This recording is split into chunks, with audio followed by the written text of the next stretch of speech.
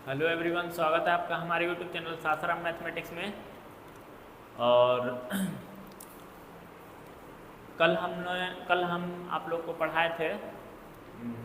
क्या पढ़ाए थे? कल हम आप लोग को कम्प्लेक्स नंबर और क्वाड्रेटिक इक्वेशन के बारे में बताए थे। तो कम्प्लेक्स नंबर क्वाड्रेटिक इक्वेशन में सारे कंसेप्ट हम लोग कर चुके हैं, ठीक है।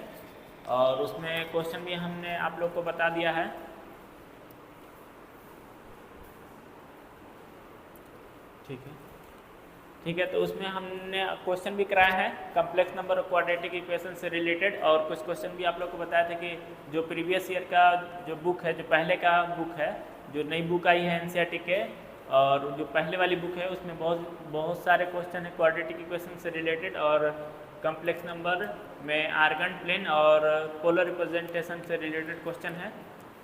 तो आप लोग पुराना बुक से आप क्वेश्चन बनाएंगे, और नहीं होगा तो साइड बुक, कोई सा भी साइड बुक से क्वेश्चन बनाएंगे। और आप लोग को समझ में नहीं आया होगा तो समझ में अगर नहीं आता होगा क्वेश्चन या नहीं बनता होगा तो आप कमेंट कीजिएगा, क्वेश्चन सेंड कर सकते हैं आप लोग, तो आप लोग को बता दिया जाएगा, ठीक है। तो आज हम लोग पढ़ेंगे लीनियर इनइक्वालिटीज़, ठीक है। हम लोग क्या पढ़ेंगे? Linear inequalities. हम लोग क्या पढ़ेंगे? लीनियर इनइक्वालिटीज, रैखिक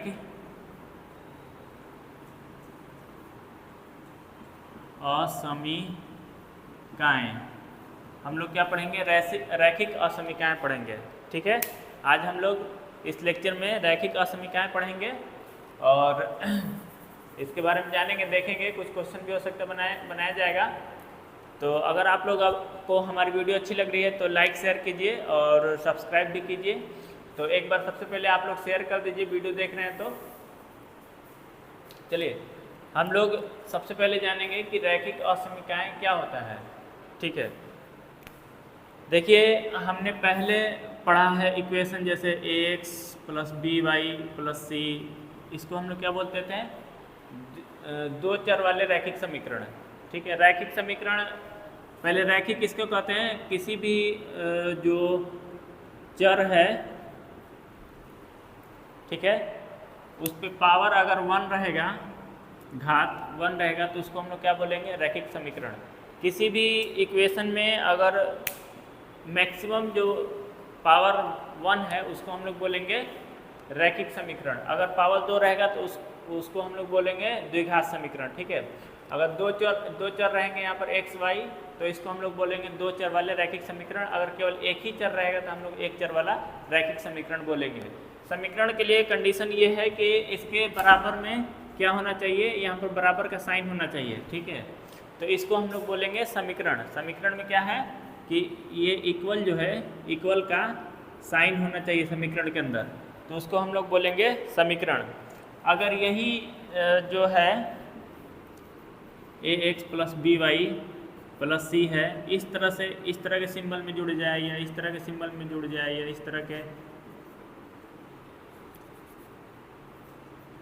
इनमें से कोई भी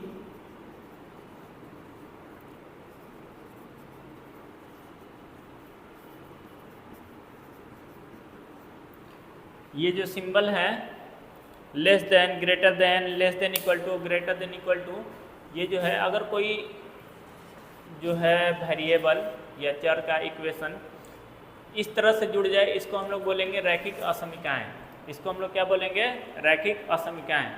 रैखिक इसलिए बोलेंगे क्योंकि यहाँ पर पावर 1 है, और असमीकाएं इसलिए बोलेंगे क्योंकि यहाँ पर less than, greater than, less than equal to, greater than equal to, इस तरह से सिंबल जुड़ा हुआ है। यहाँ पर अगर बराबर का साइन होता है तो इसको हम लोग क्या बोलते हैं? समीकरण, ठीक है ना। यहाँ पर अगर बराबर का साइन होता है तो इसको हम लोग समीकरण बोलते हैं। अगर बराबर का साइन नहीं है, इस तरह का साइन, सिंबल का इस्तेमाल किया गया, चिन्ह का इस्तेमाल किया गया, तो इसको हम लोग क्या बोलेंगे? असमीकाएं। तो देखिए, ये जो है इसको हम लोग क्या बोलते हैं? ग्रेटर देन, सॉरी, इसको हम लोग बोलते हैं ग्रेटर देन, इसको हम लोग बोलते हैं less than,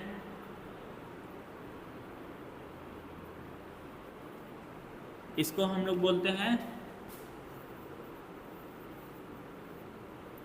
greater than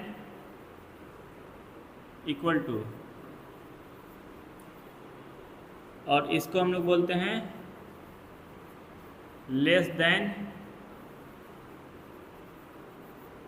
equal to. Greater than equal to, less than equal to. जैसे 3 जो है 5 से बड़ा है तो 3 इज ग्रेटर देन 5। 3 जो है 5 से बड़ा है तो ये सिंबल इस्तेमाल किया जा रहा है, ठीक है।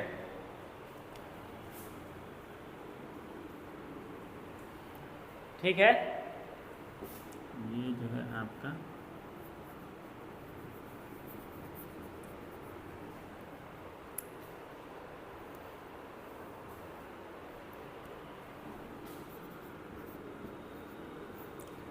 थ्री जो है आपका 5 से छोटा है। चलिए 3 इज लेस देन 5। 3 जो है 3 से छोटा है, और मान लीजिए 7 जो है आपका 5 से बड़ा है। 7 इज ग्रेटर देन 5। 7 5 से बड़ा है। तो चलिए ये आप लोग को समझ में आ गया होगा कि ये सिंबल का कहाँ इस्तेमाल होता है। और ये जो है ये वाला सिंबल, इस केस में क्या होता है, 5 है और 3 है। तो यहाँ पर मान लीजिए x है, तो x 5 से छोटा होगा या x 5 के बराबर होगा। दो केस है, इसमें x बराबर 5 भी हो सकता है और x बराबर आपका 5 से छोटा होगा। तो इसमें दो केस आता है, मतलब 5 भी इंक्लूड हो जाएगा और उससे छोटा सारे वैल्यू इंक्लूड हो जाएंगे।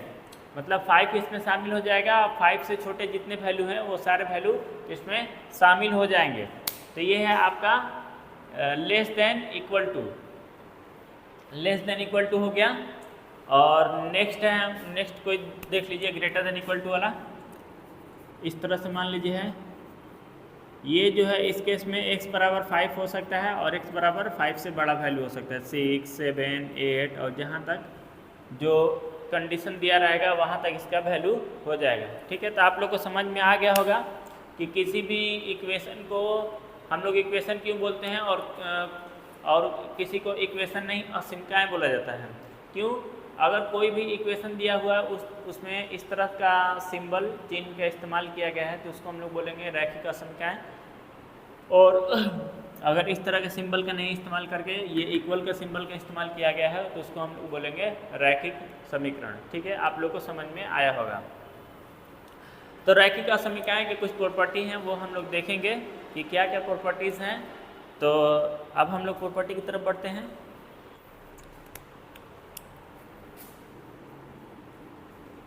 फर्स्ट नियम, पहला नियम क्या है, कोई सा भी रैखिक असमीका दे दिया, मान लीजिए x इज ग्रेटर देन 5, तो पहला नियम यह बोलता है किसी भी रैखिक असमीकाएँ में अगर प्लस किया जाए या फिर माइनस किया जाए तो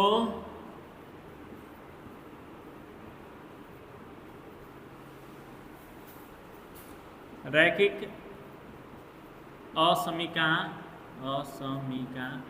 में कोई बदलाव नहीं होता है। ठीक है, देखिए ये रैखिक असमीका है। किसी भी रैखिक असमीका में अगर दोनों तरफ 2 जोड़ दिया जाए तो इसके रैखिक असमीका में कोई बदलाव नहीं होता है, कोई भी चेंजिंग नहीं आता है। अगर दोनों तरफ 2 घटा दिया जाए तो रैखिक असमीका में कोई भी चेंजिंग नहीं आता है। ठीक है ना। तो किसी भी रैखिक असमीका में जोड़ दिया जाए, कुछ नंबर जोड़ा जाए या कुछ नंबर घटाया जाए तो उस रैखिक असमीका में कोई भी बदलाव नहीं होता है। ठीक है। दूसरा है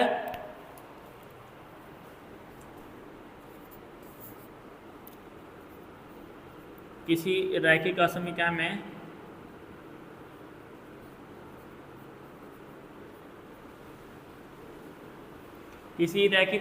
में गुना किया जाए या भागा दिया जाए तो रैखिक असमीका में कोई भी बदलाव नहीं होता है। जैसे x है और इसमें x है, यहाँ पर 3x है मान लीजिए इस तरह से, और इसमें हम लोग 3 से भागा दे रहे हैं, तो रैखिक असमीकरण में कोई भी बदलाव नहीं होता है। क्या होता है? कोई भी बदलाव नहीं होता। किसी भी रैखिक असमीकरण में अगर किसी संख्या से भागा दिया जाए या गुना किया जाए तो उसमें कोई भी बदलाव नहीं होता है। अगर मान लीजिए इसमें 3 से गुना कर दिया जाए दोनों तरफ, तो रैखिक असमीकरण में कोई भी बदलाव नहीं होता है। और किसी रैखिक असमीकरण में अगर 3 से दोनों तरफ भागा दे दिया जाए तो उसमें कोई भी बदलाव नहीं होता है। तो आप लोग को समझ में आया होगा कि किसी भी रैखिक असमीकरण में दोनों तरफ अगर जोड़ा जाए कोई नंबर या दोनों तरफ कोई नंबर घटाया जाए तो उस रैखिक असमीकरण में कोई भी बदलाव नहीं होता है। दूसरा चीज़, अगर रैखिक असमीकरण में किसी संख्या से दोनों तरफ गुना किया जाए या दोनों तरफ भागा दिया जाए तो उस रैखिक असमीकरण में कोई भी बदलाव नहीं होता है। इसमें एक इम्पोर्टेंट चीज़ है कि अगर किसी रैखिक असमीकरण में -1 से गुना कर दिया जाए, क्या किया जाए? -1 से गुना किया जा रहा है, तो रैखिक असमीकरण का इस केस में क्या होता है?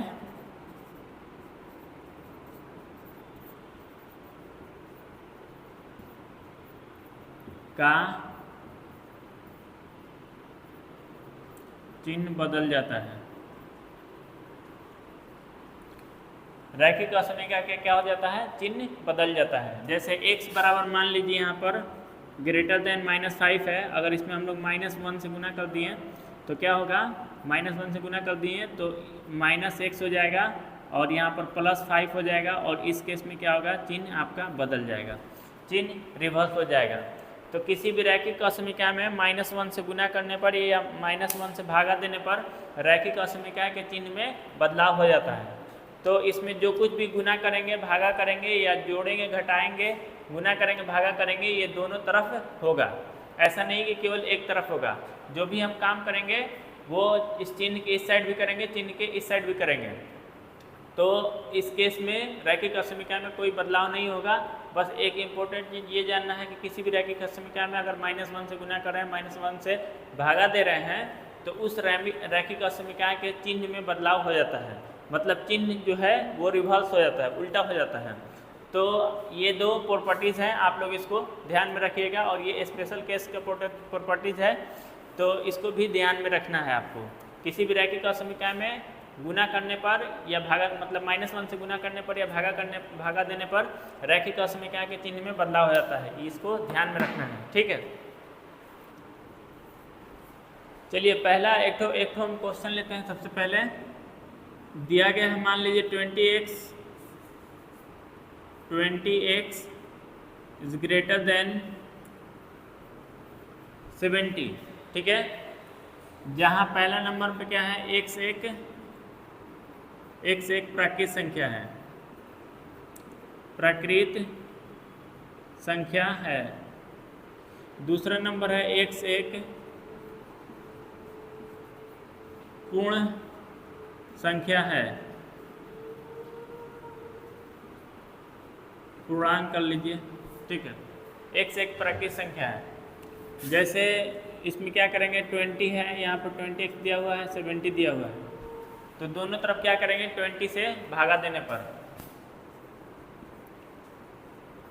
दोनों तरफ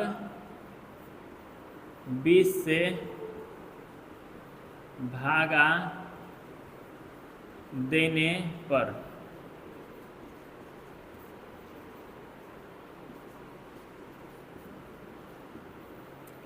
अब देखिए x हो गया ग्रेटर देन, यहाँ पर 7/2 हो गया। 7/2 कितना हो जाएगा, 3.5 है, ठीक है ना, 3.5 है। तो ये क्या है, प्राकृत संख्या। प्राकृत संख्या कहाँ शुरू होता है, प्राकृत संख्या आपका 1 से शुरू होता है, 1 2 3 4 और इस तरह से आगे बढ़ते जाएगा। तो 3.5 आ रहा है 7/2 से, 7 में जब 2 से भागा दे रहे हैं तो 3.5 आ रहा है। तो क्या 3.5 एक प्राकृत संख्या है, तो 3.5 एक प्राकृत संख्या नहीं है, लेकिन 7/2 से बड़ा होना चाहिए। तो 7/2 के बाद इन दोनों के बीच में ये वैल्यू आया है 3.5, तो 3.5 से बड़ा होना चाहिए और प्राकृत संख्या होना चाहिए। तो 3.5 के बाद जस्ट प्राकृत संख्या कौन सा है, वो है आपका 4। तो 4 हो सकता है, 5 हो सकता है, 6 हो सकता है, तो इस तरह से इन्फिनेटिव हो सकता है। ठीक है, तो इन्फिनेटिव हो सकता है, तो यहाँ पर हम लोग 4 ले लेंगे, 4 से लेके इन्फिनेटिव तक ले लेंगे। ठीक है, तो इसका आंसर कितना हो जाएगा, x4। ठीक है ना, x4। नेक्स्ट है हम लोग का कि जैसे मान लीजिए कोई सा भी है, कोई सा भी वैल्यू ले रहे हैं हम लोग, 20x इज लेस देन 70। इस केस में क्या करेंगे हम लोग, दोनों तरफ, हाँ इसमें पूर्णांक x एक पूर्णांक संख्या है, तो पूर्णांक संख्या कहाँ से आता है, माइनस इन्फिनेटिव से लेकर प्लस इन्फिनेटिव तक आता है, तो इसका भी आंसर यही होगा। ठीक है ना। दूसरा चीज़ है हम लोग का 20 है, 20x इज लेस देन 70, तो एक दोनों तरफ 20 से क्या करना है, भागा देना है, दोनों तरफ 20 से भागा देने पर, दोनों तरफ 20 से भागा देने पर x लेस देन 70/20 हो जाएगा, और x इज कितना हो जाएगा, 3.5 हो जाएगा। 3.5 से क्या होना चाहिए, छोटा होना चाहिए। देखिए 3.5 यहाँ पर है, और मान लीजिए x एक प्राकृतिक संख्या है, और एक x एक पहला नंबर में x एक प्राकृतिक संख्या है, दूसरा नंबर में x एक पूर्णांक संख्या है। तो x एक प्राकृतिक संख्या है, तो प्राकृतिक संख्या 1 तक आता है, तो कौन कौन वैल्यू हो जाएगा x का, x का वैल्यू आपका हो जाएगा 2, यहाँ है ना, इसके छोटा कौन सा है, 3, 2, 1, ये सारे वैल्यू हो जाएंगे x का। क्वेश्चन नंबर 1 मतलब x जब प्राकृतिक संख्या रहेगा तब, और x जब प्राकृतिक संख्या नहीं रहेगा तो इसका वैल्यू कितना आ जाएगा, माइनस इन्फिनेटिव से लेके 3 तक इसका वैल्यू आ जाएगा। मतलब प्राकृतिक पूर्ण संख्या कहाँ से होता है, माइनस इन्फिनेटिव, तो यहाँ पर 3 है और यहाँ पर 4 है, तो ये दोनों का वैल्यू 3.5 आ रहा है, इन दोनों के बीच में 3.5 आ रहा है वैल्यू, तो इससे कम ये सारे वैल्यू हो जाएंगे, 3, 2, 1, 0 और -1, -2, -3, इस तरह से सारे वैल्यू हो जाएंगे। तो आप लोग को समझ में आया होगा कि इसको किस तरह से हल करना है। जब भी किसी रैखिक असमीकरण क्वेश्चन दिया रहेगा तो उसमें ये देखना है कि वैल्यू जो है हम लोग का क्या है, प्राकृतिक संख्या है या पूर्ण संख्या है। x का जो वैल्यू दिया है प्राकृतिक संख्या पूर्ण संख्या है, तो उसके हिसाब से हम लोग उसका वैल्यू ले लेंगे। आप लोग को नंबर ये पता होना चाहिए, और मैं बताया भी हूँ आप लोग को नंबर के बारे में। नेचुरल नंबर कहाँ शुरू होता है, तो नेचुरल नंबर आपका 1 से शुरू होता है, 1 से लेकर इन्फिनेटिव, फिर उसके बाद होल नंबर शुरू होता है, तो 1 होल नंबर में 0 ऐड हो जाता है, मतलब नेचुरल नंबर में 0 ऐड हो जाता है, तो होल नंबर शुरू होता है, होल नंबर 0 से लेकर इन्फिनेटिव की तरफ जाता है, 0, 1, 2, 3, 4, 5, इस तरह से इन्फिनेटिव तक जाता है।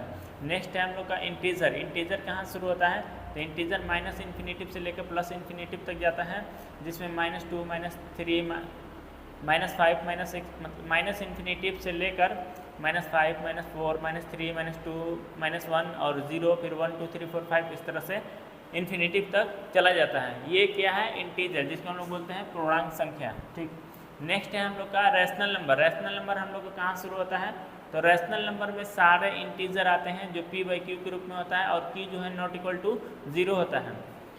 सेकेंड है आपका इरेशनल नंबर। इरेशनल नंबर उसको बोलते हैं जो स्क्वायर रूट के अंदर हो, बाहर ना निकले, उसको हम लोग बोलेंगे इरेशनल नंबर। जैसे √2, √3, √5, ये सारे क्या है, इरेशनल नंबर। ठीक है। नेक्स्ट है हम लोग का कम्प्लेक्स नंबर, जो पीछे वाले वीडियो में, जो पीछे वाले क्लास जो अभी हम लोग को चल रहा था, जो लेक्चर हम लोग पढ़ रहे थे, कम्प्लेक्स नंबर सम्मिलित संख्या, तो उसमें हम लोग पढ़े थे कि जब स्क्वायर रूट के अंदर कोई भी निगेटिव नंबर आ जा रहा है जो बाहर नहीं निकल पाएगा, तो उस केस में हम लोग निगेटिव का जो यूनिट होता है वो होता है ओटा। ओटा का इस्तेमाल करके हम लोग उसको स्क्वायर रूट से बाहर लाएंगे और उसका हल निकालेंगे, जो काल्पनिक हल होता है। ठीक है, तो आप लोग को ये सारे चीज़ बता दिए गए हैं, तो आप लोग अब इसमें ध्यान से क्वेश्चन बनाएंगे। अब हम लोग आगे क्वेश्चन देखते हैं, इसमें कौन सा क्वेश्चन बनाना है।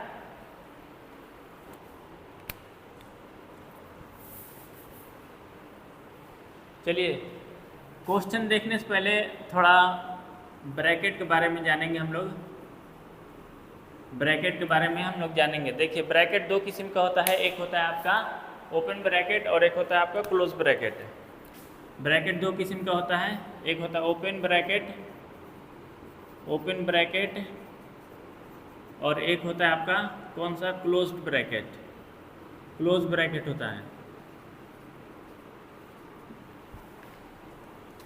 इसमें क्या होता है, जो नंबर दिया रहेगा, जो संख्या दिया रहेगा उसको शामिल नहीं करेंगे। इसमें क्या रहेगा, जो संख्या दिया रहेगा उसको शामिल करेंगे। ठीक है, अब इसका मतलब क्या है, जैसे मान लीजिए ओपन ब्रैकेट का सिंबल देख लीजिए थोड़ा सा, ये ओपन ब्रैकेट का सिंबल है और ये आपका क्लोज ब्रैकेट का सिंबल है। तो ये ओपन ब्रैकेट का सिंबल है, ये क्लोज ब्रैकेट का सिंबल है। जैसे ये नंबर लाइन दिया हुआ है यहाँ पर 0 1 2 3 4 और इस तरह से 5, -1 -2 और इस तरह से -3 दिया हुआ है। तो ओपन ब्रैकेट में क्या होता है कि जैसे 3 और 5 इस तरह से डाटा दिया हुआ है। तो इस केस में क्या होता है कि अगर x का वैल्यू क्या है 3 और 5 के बीच में होगा, तो x का वैल्यू 3 और 5 के बीच में होगा, तो मतलब इसका मतलब ये हो रहा है, मतलब 3 से बड़ा होना चाहिए, 5 से छोटा होना चाहिए। इस केस में क्या होता है कि 3 इंक्लूड नहीं होता है, 3 जो है इंक्लूड नहीं होगा। जैसे 3 इंक्लूड नहीं होगा तो इसके लिए यहाँ पर ओपन शो करते हैं ऐसे, ठीक है, ओपन सर्कल रहेगा और ये इसका वैल्यू इधर रहेगा और 5 से इधर रहेगा। तो इस केस में 3 जो है और 5 जो है दोनों शामिल नहीं होगा, जो नंबर दिया हुआ है 3 और 5 ये दोनों शामिल नहीं होगा। इसके लिए कौन सा ब्रैकेट आएगा, ओपन ब्रैकेट, ठीक है ना, ओपन ब्रैकेट आएगा। नेक्स्ट है, अगर मान लो इस तरह से दिया रहेगा 3 और 5, तो इस केस में क्या होता है कि 3 भी शामिल होगा और 5 भी शामिल होगा। तो इसके लिए नंबर लाइन जो बनता है,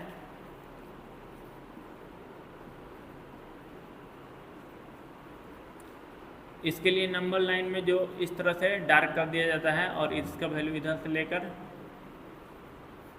इधर तक, मतलब इसका वैल्यू यहाँ से लेकर यहाँ तक रहेगा, 3 भी होगा और 5 भी होगा। तो इसको इस तरह से लिखा जाएगा, x का वैल्यू 3 और 5 के बीच में है मान लीजिए, तो इस तरह से रहेगा इसका।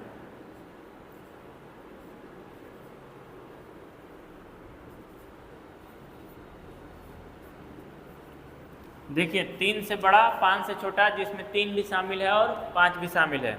तो क्लोज ब्रैकेट ओपन ब्रैकेट को आप लोग को समझ में आया होगा। क्लोज ब्रैकेट किसको बोलते हैं, ओपन ब्रैकेट किसको बोलते हैं। ओपन ब्रैकेट में क्या होता है, जो भी डाटा या नंबर दिया हुआ है वो उसमें शामिल नहीं होगा, लेकिन क्लोज ब्रैकेट में क्या है, जो डाटा और नंबर दिया हुआ है वो शामिल हो जाएगा। ठीक है,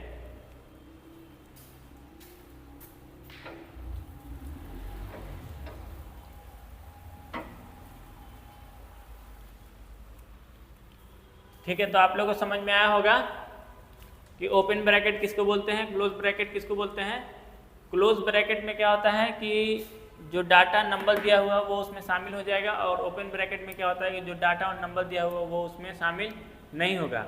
तो ये दोनों में अंतर है, यही दोनों में अंतर है। दूसरा चीज़ है,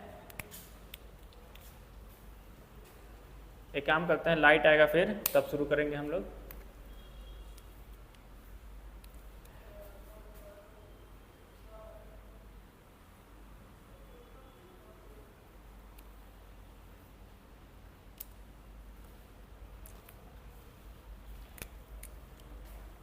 देखिए एक जैसे अब ये अलग अलग दोनों ब्रैकेट हम लोग देख लिए, ओपन ब्रैकेट क्लोज ब्रैकेट, तो अलग अलग दोनों को मिलाकर हम लोग देखते हैं कि क्या होता है।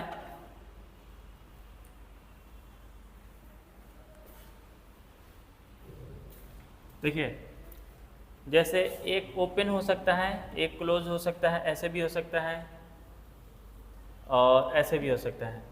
मतलब 3, अगर मान लीजिए 3 हमको शामिल करना है और 5 शामिल नहीं करना है, तो 3 हम लोग शामिल करना है तो इस तरह से करेंगे, 5 नहीं शामिल करना है तो इस तरह से करेंगे।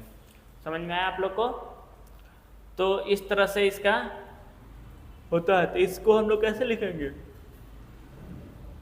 3 is greater than x and 5 is less than x is less than 5। तो इसको इस तरह से लिखा जाएगा।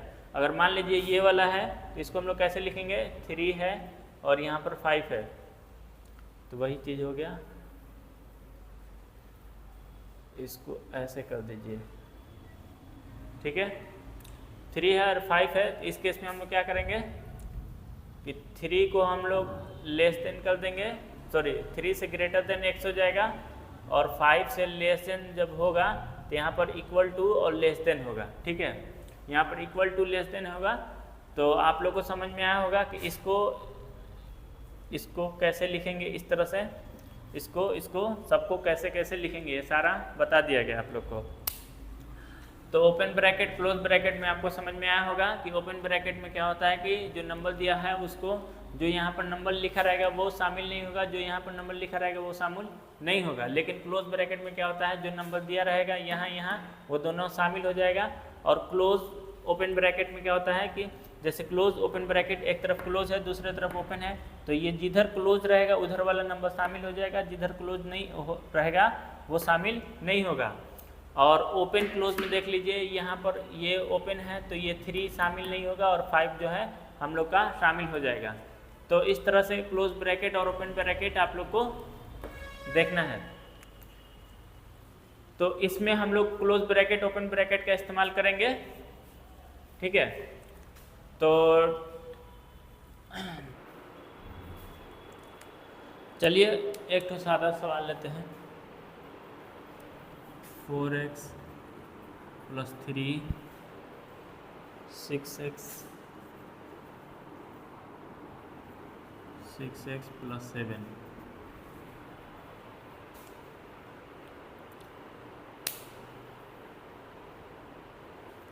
ठीक है, चलिए एक तो क्वेश्चन दिया हुआ है, इसको कैसे हल करेंगे हम लोग। तो सबसे पहले हम लोग क्या करेंगे कि इसमें x का यहाँ पर 4 है, तो दोनों तरफ क्या कीजिए कि -6x क्या करना है, घटा देना है।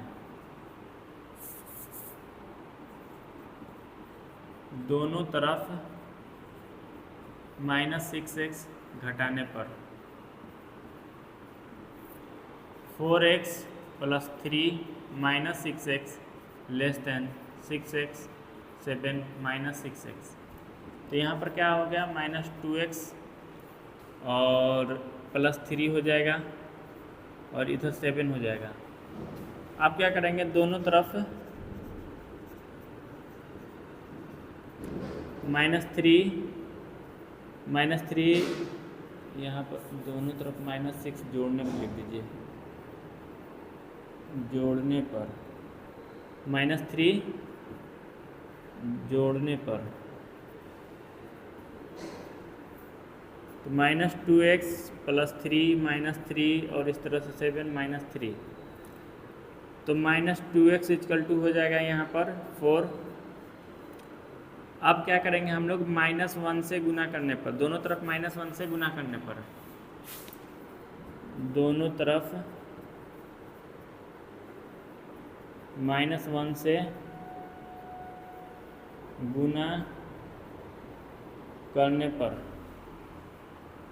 दोनों तरफ से -1 से गुना करने पर x 2x साइन बदल गया, -4 हो गया। दोनों तरफ -2 से भाग देने पर